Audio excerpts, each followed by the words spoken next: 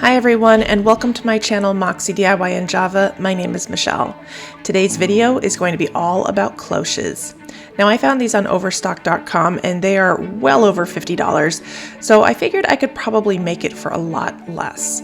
Now these cloches, numbers 1 and 2, were inspired by Jeri and DIY with Karem, and I will link both their channels down below.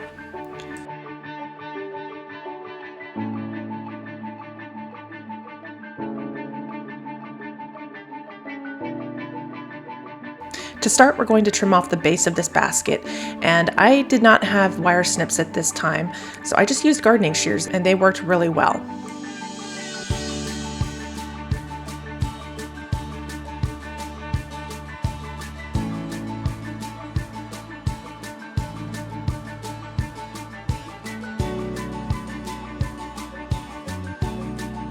Okay, that base is gone, and now we're going to use some wire to close off what is now going to be the top of our cloche. And I cut off about 2 feet of my wire, and what I'm doing here is I'm just taking the short end and my working end and I'm twisting them together and then tucking them inside, so that way it doesn't come off as I am essentially sewing the dome together.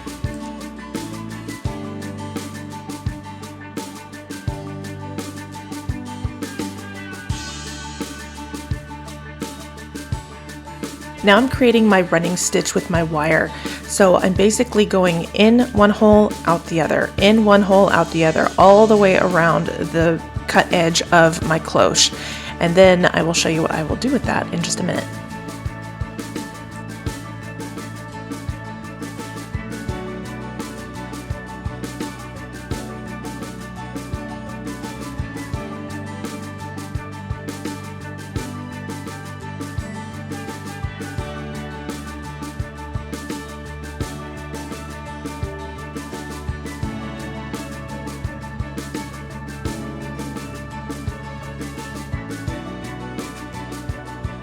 Okay, we've gone all the way around.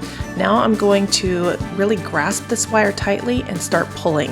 And what this is going to do is it's going to close off and dome our cloche. And it creates this really cool pleating effect as well, which I personally like.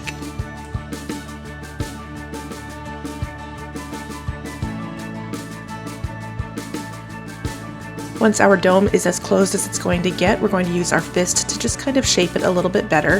And then we will trim off the wire and wrap it around itself, tuck it inside, and call it good.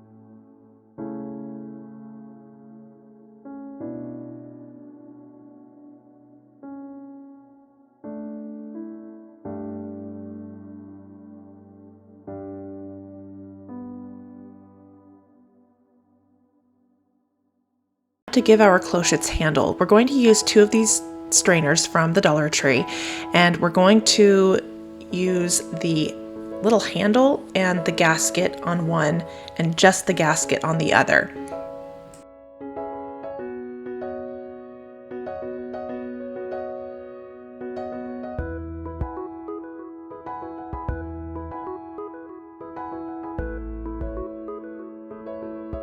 We're going to press that handle down as far as it will go onto this first gasket, and then we're going to sandwich the cloche between the 2 gaskets. And to do that, we're going to take the second gasket, how many times am I going to say the word gasket, and place the flat side up and place the base of our handle through that secondary gasket, and then we have our handle.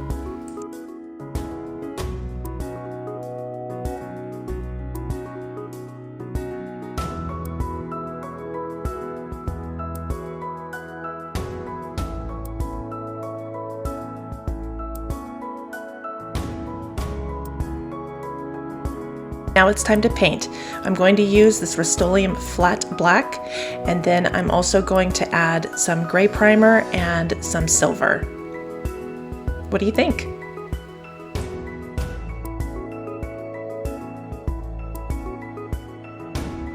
Now on to cloche number 2. We're going to make a taller cloche. This will measure around 11 inches tall, and we're going to follow pretty much the same steps that I did for the cloche number 1. We're going to remove the base of both of these baskets, the shorter and the taller, and then we're going to combine the two.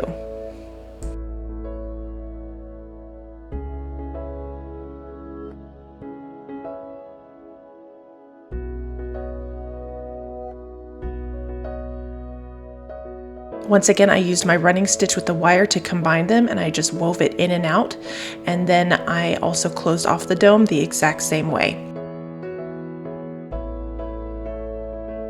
For this handle, I'm going to use the handle from a splatter screen, and I'm just literally going to take it off of this and then put it on. We're going to use a little bit of cardboard to create a washer of sorts, and then we're going to call it good.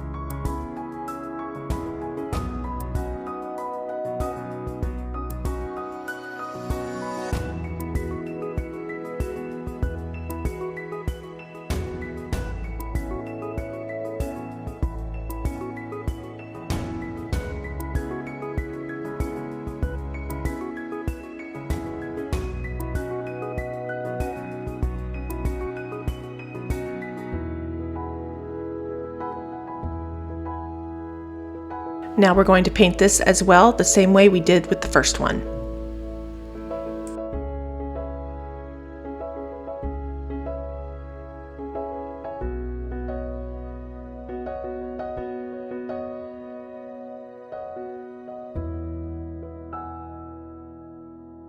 Now this third variation is good if you don't want to mess with cutting off the bottom.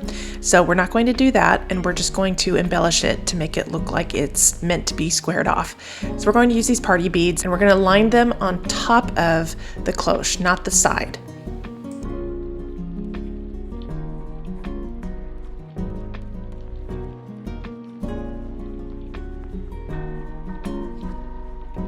Found that using a dab of glue every third to fourth bead really helped secure them without getting too gloopy.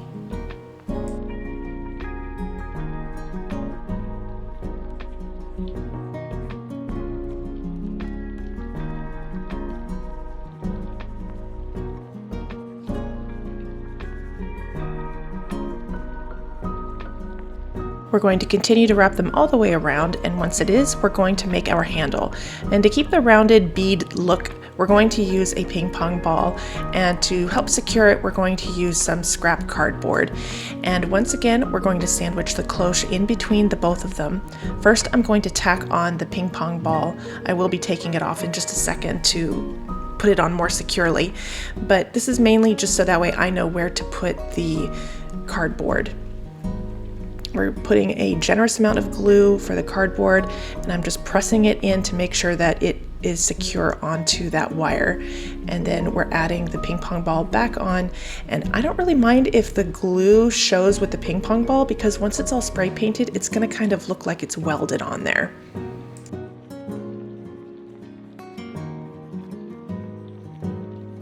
And once again, we're going to use Rust-Oleum's flat black all over, and then I'm just going to do sporadic sprays with this bronze.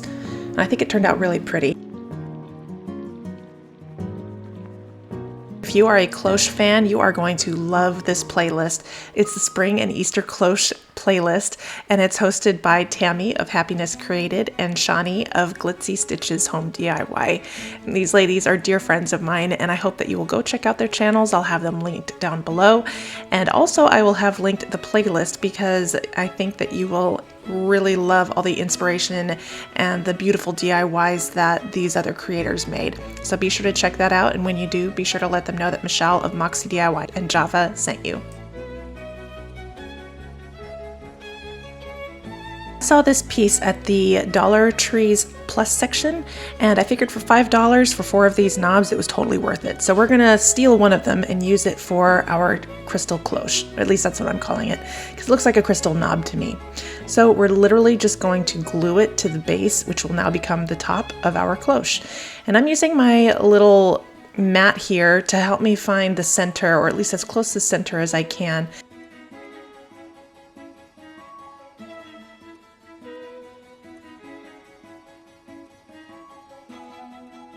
Now I found that this suction cup mirror holds the cloche perfectly.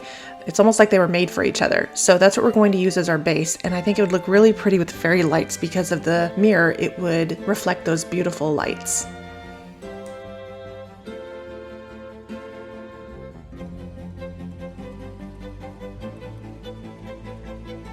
Now to move on to our final cloche. I've got these mini flower pots that were sent to me by my dear friend Kim, and I also have these mini spools, and I made some spools in a previous DIY, and I will link that down below and also up above so you can see how to make them as well.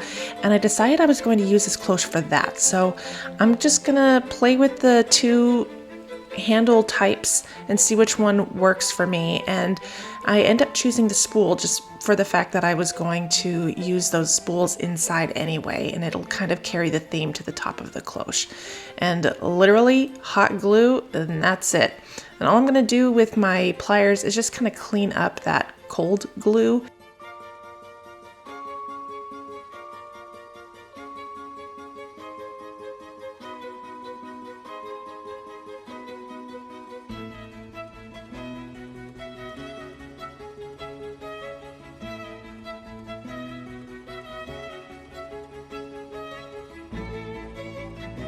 Now I'm going to show you how I decorated with the number 1 and number 2 cloches. This is a tablescape I did last year on my dining room table, and I loved how it turned out. This is by far one of my favorites. And I'm just going to show you how I use each cloche. And you'll notice that I use a lot of clear things underneath them, and I do that on purpose because I feel like it does not detract from the things that are inside the cloches. And one of my favorite things to use is the clear glasses and plates from the Dollar Tree. And I just use the museum putty on top of the glass and then smash down the plate on top of it, and it holds really well. I did not have any problem with movement the entire time I had this tablescape up.